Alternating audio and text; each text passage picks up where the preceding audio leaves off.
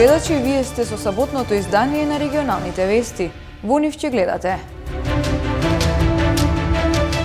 8 семејства од Гостивар, чии бараки целосно изгореа пред една недела, ги мачи исто прашање.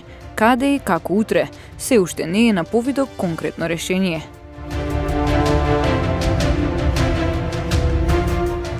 Двајцата преживеани патници во сообраќајната несреќа во Бугарија од болницата во Софија веќе се префрлени на скопските клиники. За 10 месеци казнети 459 лица кои во возилото не користеле сигурносен појас, а 421 возач затоа што зборувале на телефон додека возеле.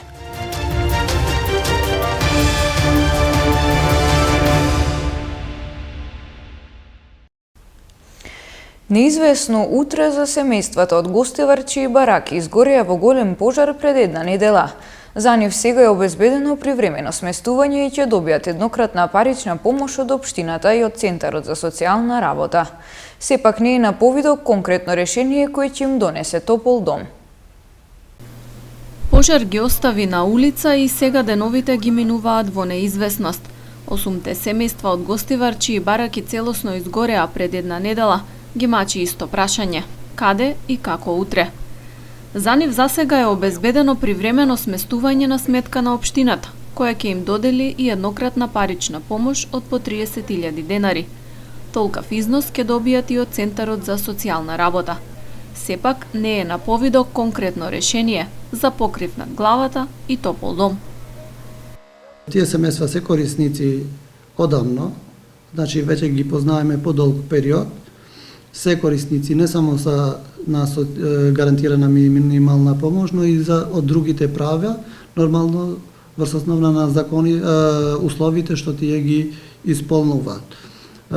Констатиравме за нашите потреби дека таму се 8 семејства и на тие 8 семејства ние како Центарот за социјални работи задовме одговорност да им платиме, да им пуштиме по 30.000 денари како еднократна парична помош, за да го поминат ово време, зимско време. Тоа е во нашата надлежност. А ние немаме директни ингеренции ни со закон да постапиме врз основа на сместувањето на овие луѓе. Со закон за социјални работи јасно се определува за кои категории на граѓани е одговорно за сместување Центар за социјални работи.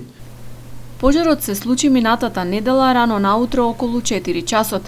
Жителите со солзи во очите кажуваа дека пламените јазици многу брзо се прошириле во објектите и едва успеале да спасат жива глава. Можам да ги замолам сите, кој сака да помогне. Изгоре све пепел, не ми остана ни здравствена книжка, ни лекарства. Не ми остана ни ништо. Оперисана сум тешка операција. И сега сум на улица. Ете собата моја. Оно ондека каши. Све ми изгор, ништо не може да спасам черко. Ништо. Кај сега, како, што ќе правам, ни на лекар не може да ода. Документи, ствари, пари, све што имам, изгоре.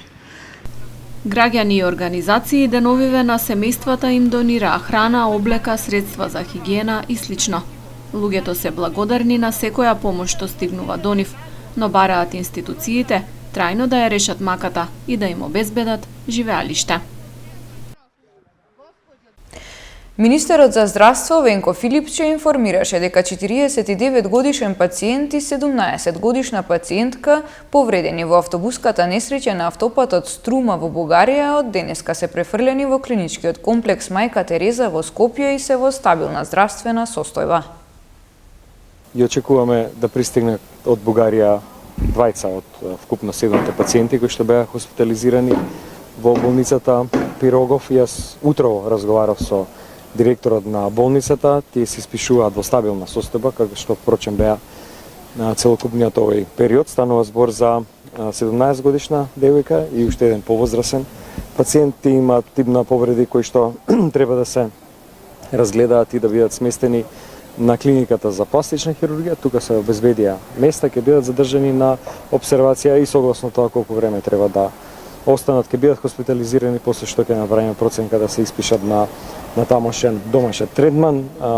Пристигна колегите од психијатрија со цел да се даде и психолошка подршка, што е многу битно во овој момент, така да сме целосно спремни да ги превземеме пациентите и тука да продолжи лекувањето.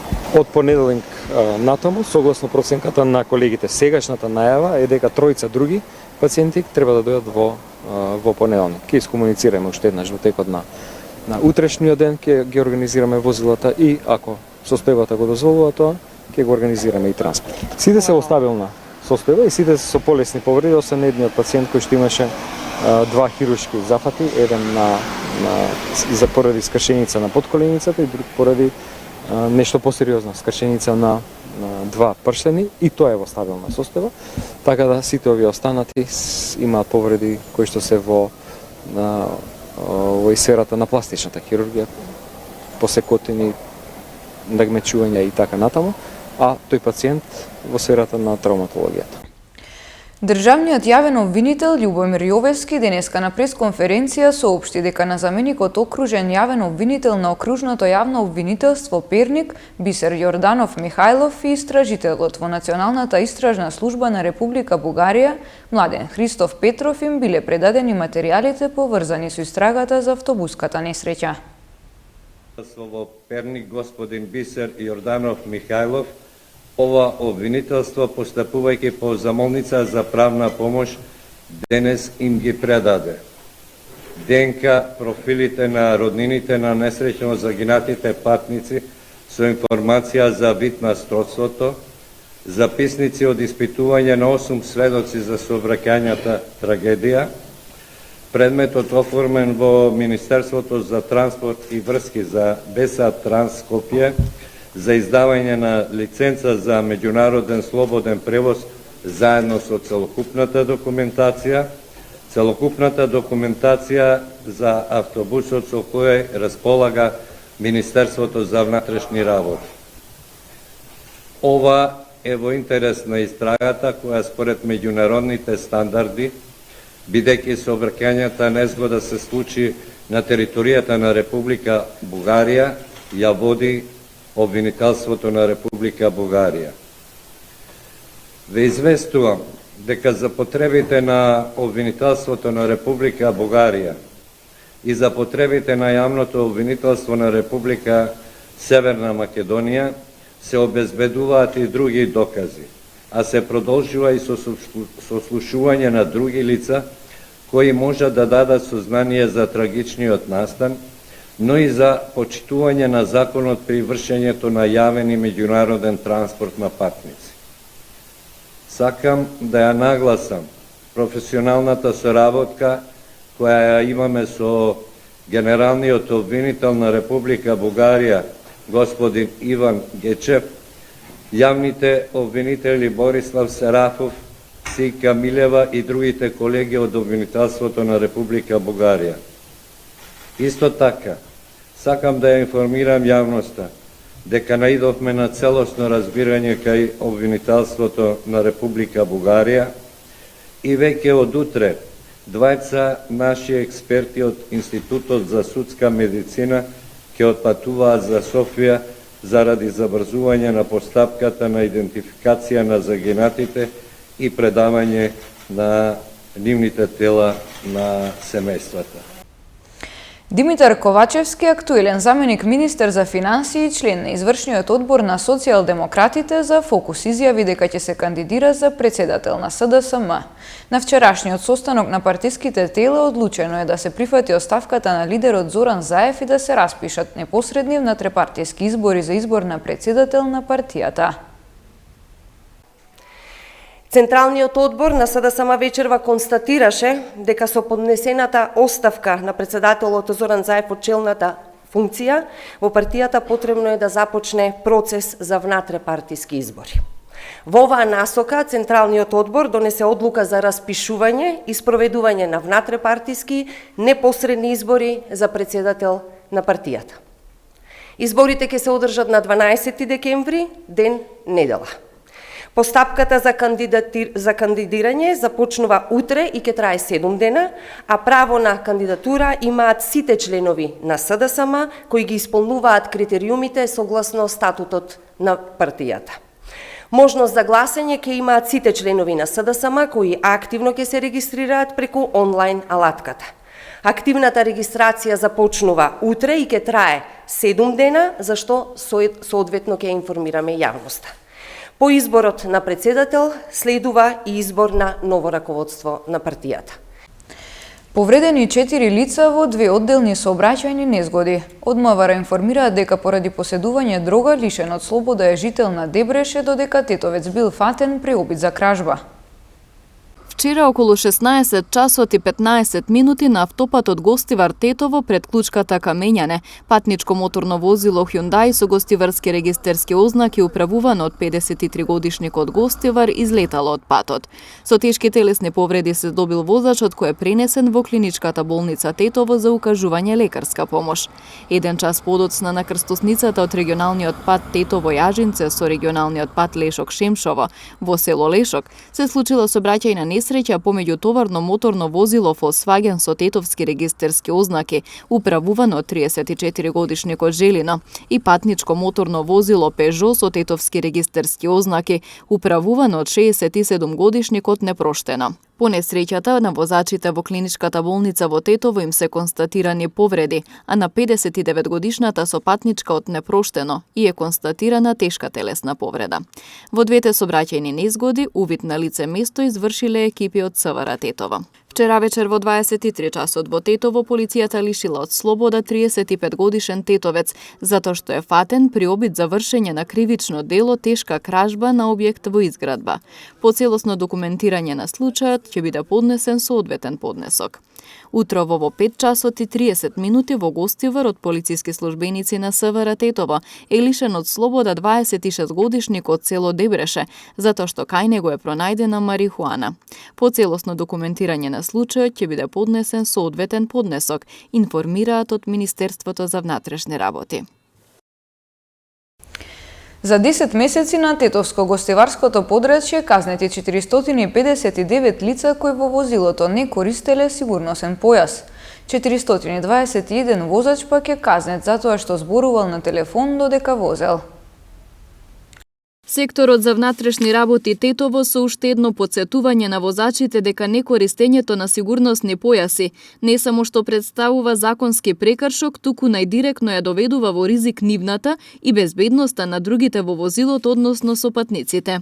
Заклучно со 31 октомври годинава на поширокото Тетовско-гостиварско подрачје изречени се вкупно 459 мерки, 232 во Тетовско и 227 во Гостиварско, а на исто толку возачи и совозачи кои не користеле вакви појаси, изготвени им се соодветни поднесоци, додека паричната глоба за овој вид прекршок согласно член 23 од Законот за безбедност на сообраќајот на патиштата, изнесува 40 евра во денарска противредност. Дотолку пак, ако станува збор за совозач, глобата е 50 евра. СВР Тетово со апел до возачите исто така додека ги управуваат возилата да се воздржат, односно да не користат мобилни телефони, кои во голема мерка им го одлекуваат вниманието.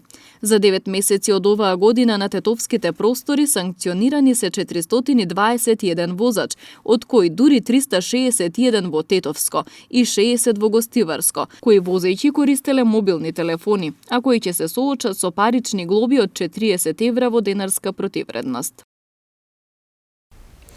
Алпинистката Ирина Дишовска во гостување во емисијата Актуелни разговори на Кис Именада телевизија, меѓу другото се осврна и на нејзиниот престој на врвот Ама Даблам во Непал на планинскиот масив Хималај. Целосното интервју на нашата програма ќе се емитува во среда во 21 часот. На Ама Даблам престојот во базниот камп е нешто најубаво што може да се доживее. Базниот камп е на една голема ливада И тука всушност се создаваат нови пријателства. Значи тука се запознаваме сите кои што планираме да го искачуваме врвот, си делиме совети. Има луѓе кои што биле претходната година не успеале, се вратиле, пак ќе ти дадат некој совет. Разговараме во однос на опремата, се советуваме кој што би носел нагоре. Така да базниот камп е нешто најубавото. Во базниот камп ние имавме фул сервис. Фул сервис подразбира кувар и помошник на куварот кој што во секое време за нас ќе готват. Односно ние имавме доручек, ручек и вечера, нормални јадења, преубави јадења. Непал, значи, има многу убава храна, преубава храна, така да они ни готвеа непалски јадења и ние бевме многу задоволни од услугата на базниот камп. Но во висинските кампови, во камп 1, во камп 2, па и во камп 3, спиењето е, нескромно ќе кажам, спиењето е страшно, малце е некомотно. Се спие на огромни камени блокови во камп 1, во камп 2 се спие на веројатно помалку од 2 квадратни метри по шатор. И од левата и од десната страна на шаторот има провалии по повеќе од 1 километар провалија, така да спиењето не е пријатно.